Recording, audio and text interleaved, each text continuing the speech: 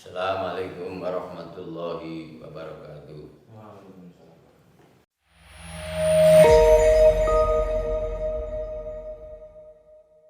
Para pemirsa channel YouTube Bagi Nurzen yang kami hormati, salawat, salam semoga tercurah kepada baginda Nabi Agung Muhammad Sallallahu Alaihi Wasallam.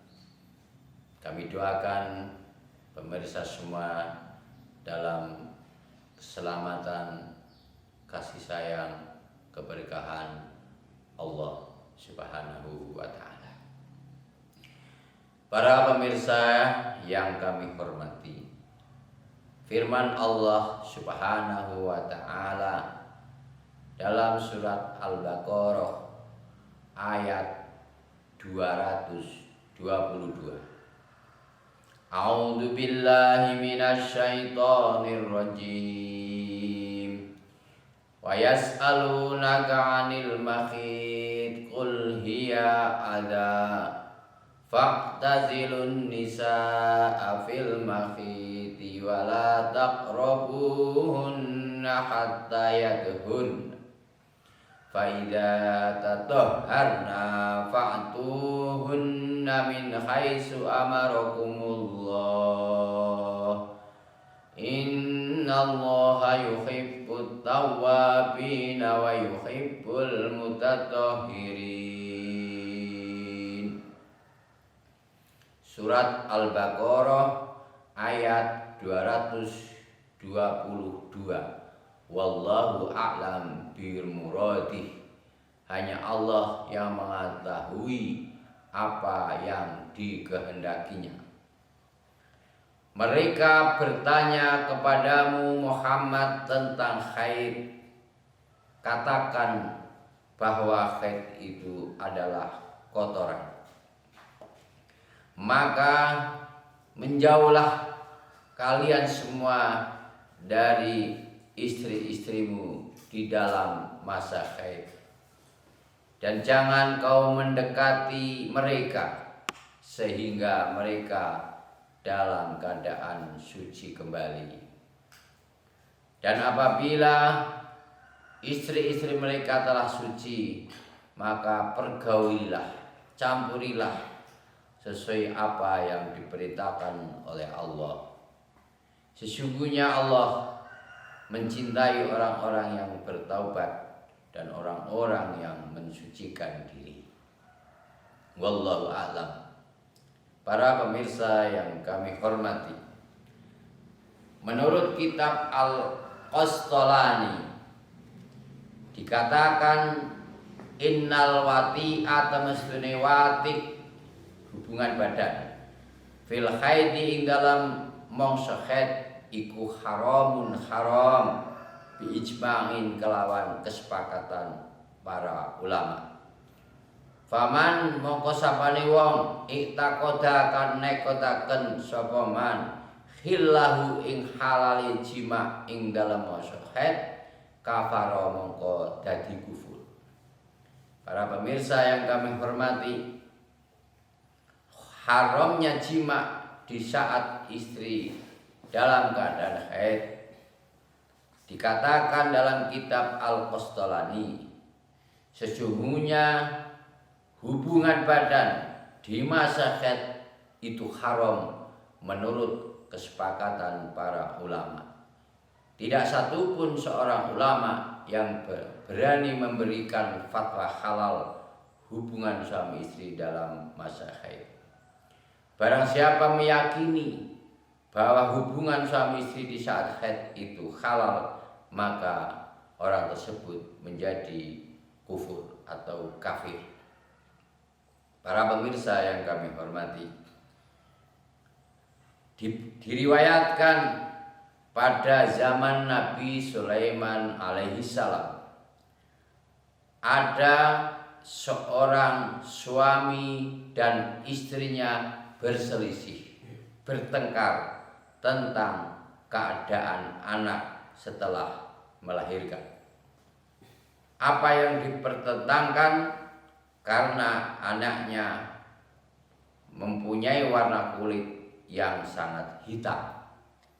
Padahal suami dan istrinya tidak merasa warna kulitnya adalah sangat hitam. Maka sang istri berkata kepada suaminya, "Wahai suamiku, itulah anakmu karena warna kulitnya hitam." Kemudian suami mengingkari tuduhan itu. Itu bukan anakku, karena saya tidak berwarna kulit yang sangat hitam. Para pemirsa yang kami hormati, akhirnya sepasang suami istri tersebut mengadukan masalah ini kepada Nabi Sulaiman alaihissalam. Setelah menghadap Nabi Sulaiman alaihissalam, maka Nabi Sulaiman alaihissalam bertanya kepada sang suami, "Wahai suami, apakah engkau menjimaknya dalam keadaan istrimu sedang haid?" Maka sang suami menjawab dengan jujur, "Na'am, ya Nabi Allah Sulaiman. Betul, ya Nabi Allah Sulaiman. Saya pernah menjimak istri saya, sedangkan istri saya masih dalam keadaan haid." Kemudian Nabi Sulaiman mengatakan, bersabda, "Huwalaka, itu adalah anakmu, itu adalah kesalahanmu. Wa innama sawaddallahu wajhahu muqubatan lakuma."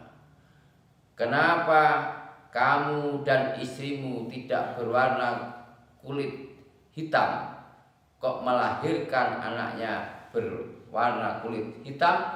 Itu sebagai ngukubatan lakuma, sebagai siksaan, sebagai hukuman bagi kalian berdua, supaya tidak diulangi lagi.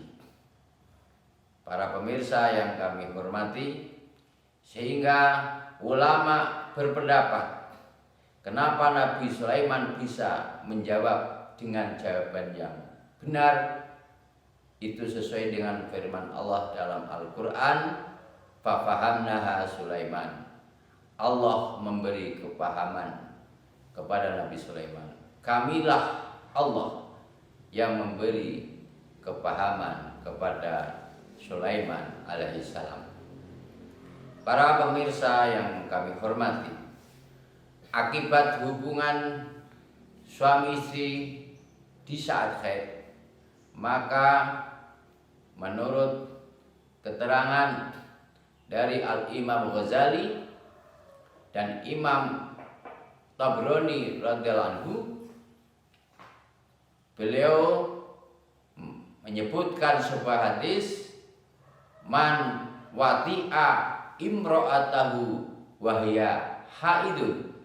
Barang siapa yang mencampuri, mensetubui istrinya sedangkan istrinya dalam keadaan haid, faqudiya bainahuma, dan sedangkan Allah menakdirkan, menghendaki dalam hubungan suami istri tersebut menjadikan seorang anak, fa'asabahu juda, maka anaknya akan terkena penyakit buduk atau lepra. Kalau sudah demikian, fala yalumanna illa nafsah. Kalau sudah terjadi demikian, maka engkau jangan menyalahkan siapa-siapa kecuali menyalahkan dirimu sendiri. Ulama berpendapat aili tusabbihi fima yurisuhu. Persetubuhan dalam masa haid itu menjadi sebab anaknya terkena penyakit buduk atau lepra atau kulit yang bersisik. Fala yalumas syari' li annahu faqad hadara. Sedangkan syariat Islam tidak bisa disalahkan karena karena syariat Islam sudah memberi rambu-rambu hukum tentang haramnya jima pada masa haid. Para pemirsa yang kami hormati, sependapat dengan hadis riwayat Imam Tabrani, Al-Imam Al-Ghazali radhiyallahu anhu juga berpendapat al-wat'u fil haid wa nisfas yurisul judam fil walad. Komentar Imam Ghazali tentang akibat persetubuhan pada masa haid, persetubuhan di masa haid dan masa nifas itu menyebabkan anaknya menderita penyakit buduk, lepra atau kulit bersisik. Apabila persetubuhan tersebut Allah takdirkan menjadi seorang anak. Para pemirsa yang kami hormati, bagaimana solusi kalau hal ini terjadi? Maka selanjutnya ulama berpendapat, di antaranya adalah Imam Al-Munadi, dan disebutkan dalam hadis Imam Tabrani dari Nabi, dari sahabat Ibnu Abbas dengan satu hadis marfu terangkat sampai Rasulullah SAW. Beliau bersabda, man ata imra'atahu fi khaidiha falyatasaddaq bidinar. Barang siapa menjima istrinya dalam keadaan haid, maka hendaknya bersedekah sebanyak 1 dinar. Ada yang menafsiri 1 dinar adalah 4 gram, ada yang menafsiri dengan mata uang yang bernama dinar. Bisa dilihat dalam media yang Anda miliki. Waman ataha waqad adbarodam fanisfu dinar.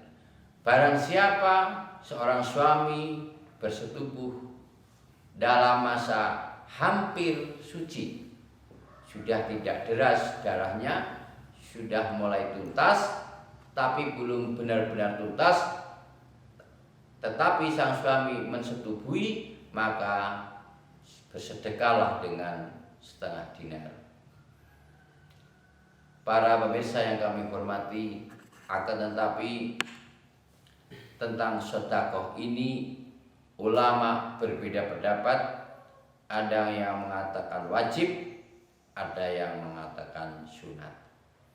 Kalau yang berpendapat wajib maka harus ditunaikan. Kalau yang mengikuti pendapat sunat, silahkan mau ditindakan, mau dilakukan ya baik. Kalau tidak dilakukan juga tidak berdosa. Akan tetapi wajib bertobat karena itu melakukan suatu pelanggaran atau keharaman hubungan suami istri. Para pemirsa yang kami hormati, demikianlah tentang hukum haram berjima dalam masa haid. Semoga bermanfaat bagi kita semua. Assalamualaikum warahmatullahi wabarakatuh.